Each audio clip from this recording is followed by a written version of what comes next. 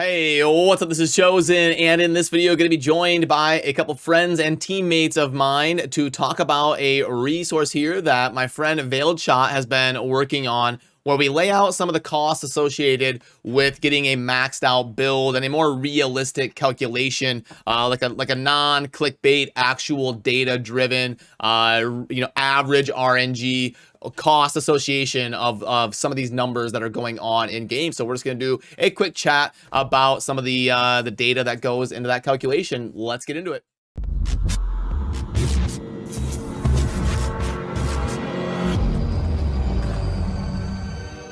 Alrighty, now joined by my good friends and teammates, DarthMicro Transaction and VeiledShot. How we doing today, fellas? Hanging in there. Pretty good, 10% experience over here. I don't know how I feel about that, but yeah, there you go. I can see Darth's got the 8 a.m. beers rolling in, so it's gonna be a good day. Not 8 a.m. here. I live in Alaska. It's 9 a.m. here. Oh, okay. I'm sorry. 9 a.m. You're right. Okay, that's Totally a fair. different. I'll own that one. That was a poor judgment on my part there. So anyway, I wanted to bring you guys on to talk about the sheet that Veiled put together. By the way, I'll link to his channel down below where you can see his full breakdown of this spreadsheet. He does a great job building resources like this, and I was impressed with this. I thought it would be fun to expose my viewers to us kind of walking through our thoughts on some of this breakdown of costs here. So Veil, do you want to really quickly give us like the 1 minute breakdown of what your thought process is here and what you were trying to get articulated? Sure.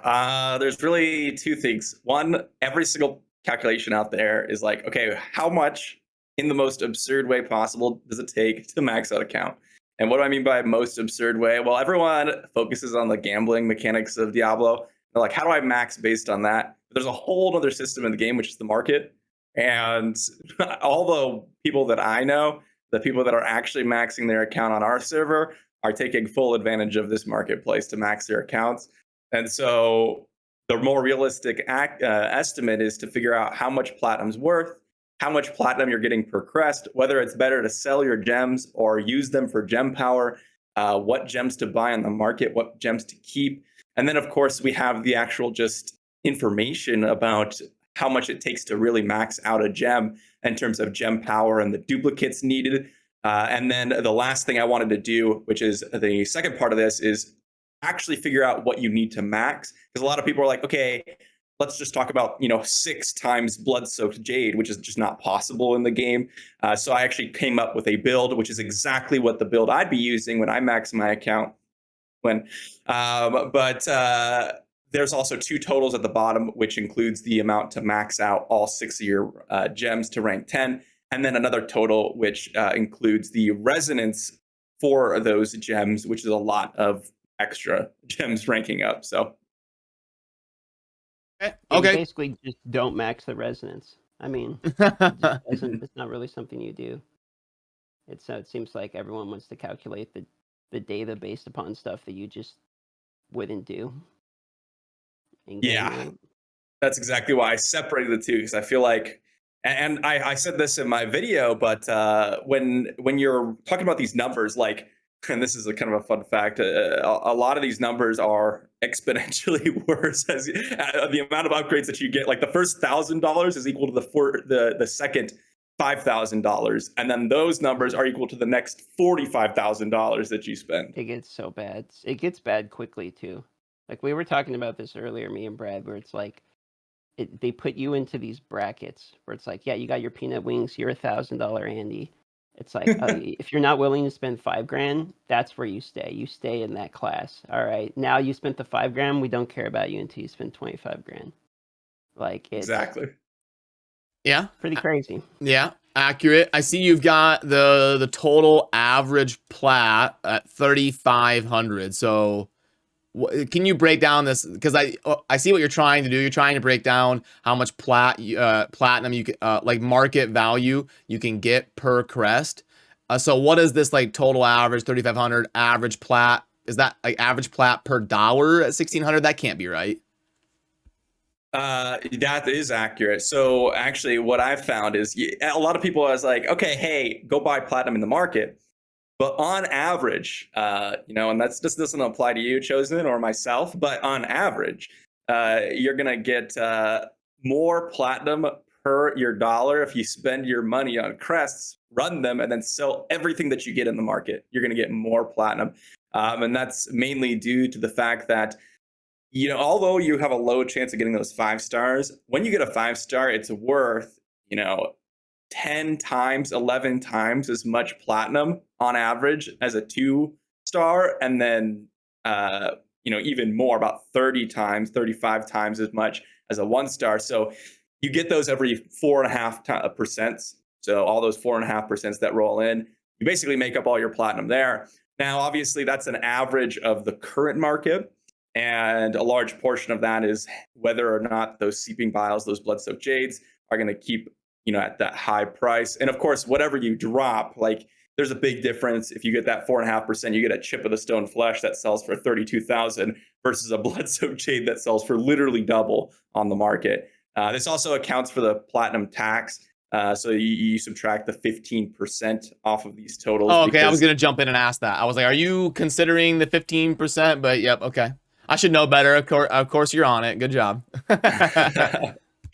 Yeah, that's a huge portion, and it basically prevents any sort of flipping in the game for the most part. So you have to factor that in. Yeah, but I was talking in our warband the other day about you can kind of predict the prices the market are gonna stabilize at based on the conversion of eternal orbs to platinum, and based on how much you like the acquisition rate of turning those orbs into eternal crests and the drops you're going to get from those eternal crests.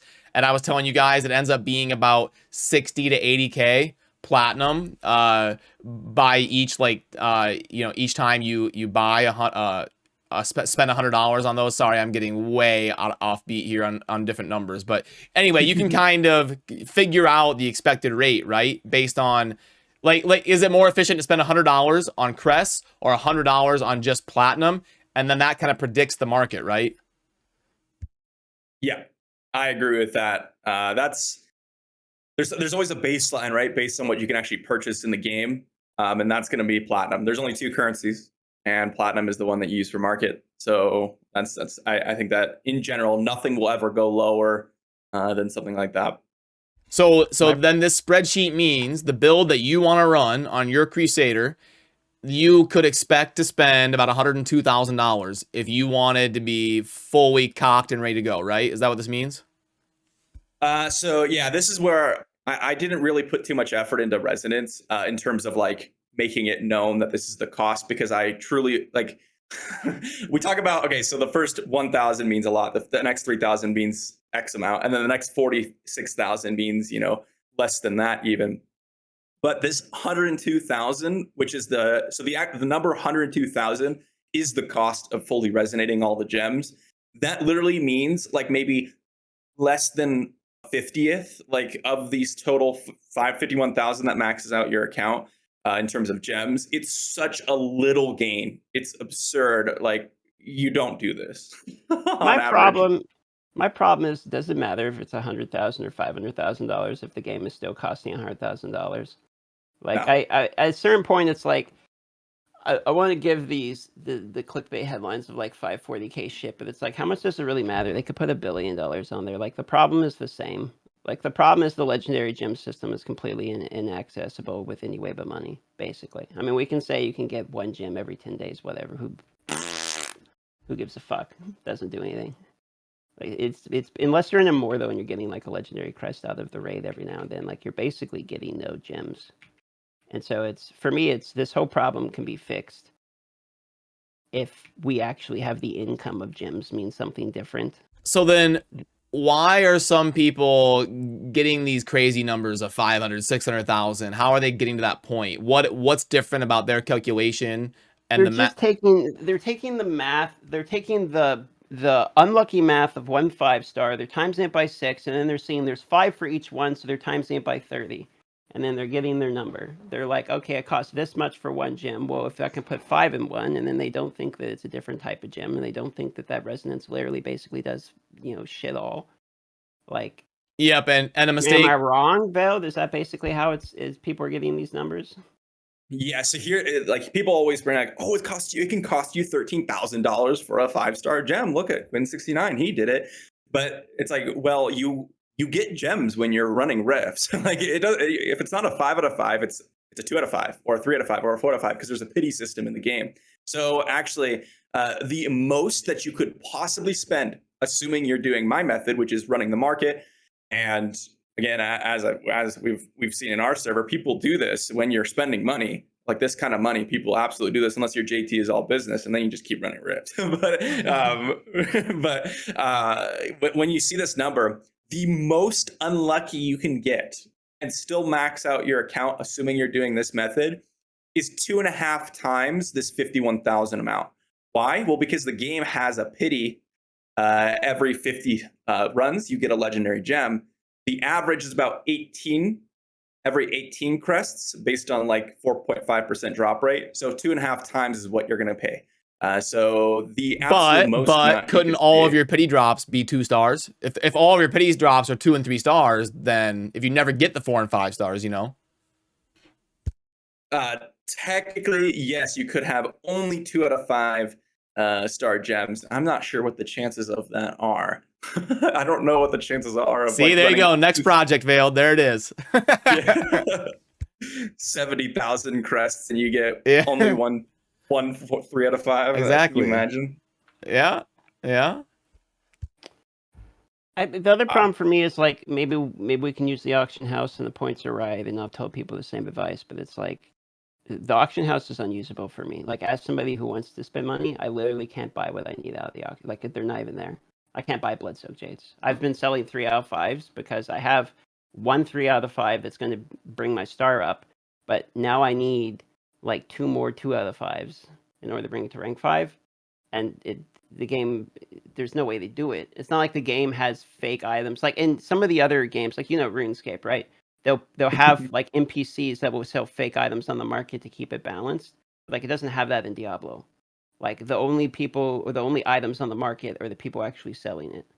So because of that, there's no fucking gems, because once you use them, they get bound. So it's like the only way gems will show up on the market is basically by people spending money. So you have to realize the influx of all the gems on the market's the beginning with the hype, but as people stop spending money, the market's going to completely dry up and become completely unusable, because people are only going to get 1 gem every 10 days, right? And the other ones are bound anyway, right? Even if you're in Immortal. So there's going to be none on the market. So it's like, I was thinking about this same problem. It's like, yeah, I can use the market, but for only the launch month. And then going forward, it's basically worthless. Yeah, and that's a huge portion. Actually, I'm looking at the market right now compared to when I went to bed. There's like half as many gems on the market.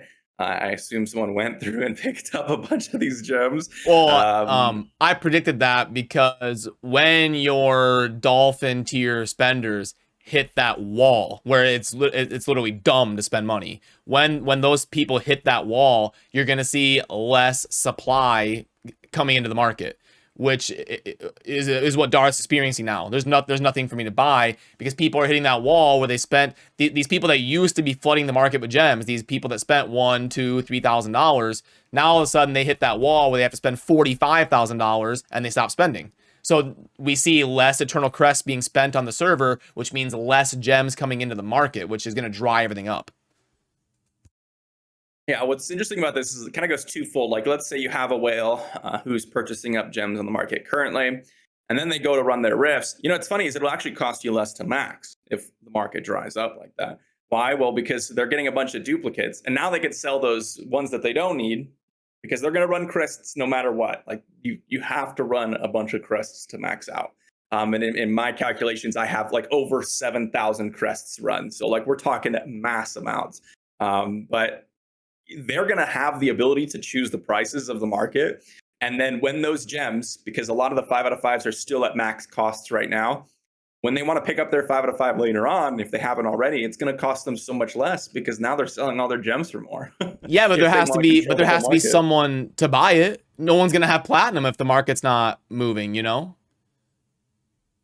Yeah, I mean, I guess that's where it comes down to like people like myself or people who have just been kind of sitting around saving, or those people who sell their normal gems on the market and they can get one every 2 months. You have people coming in from the other games, like the World of Warcraft guy who sold all his WoW gold in order to Yeah. well out in Diablo Immortal. I think that's hilarious. It's like, play the earn's already here, baby.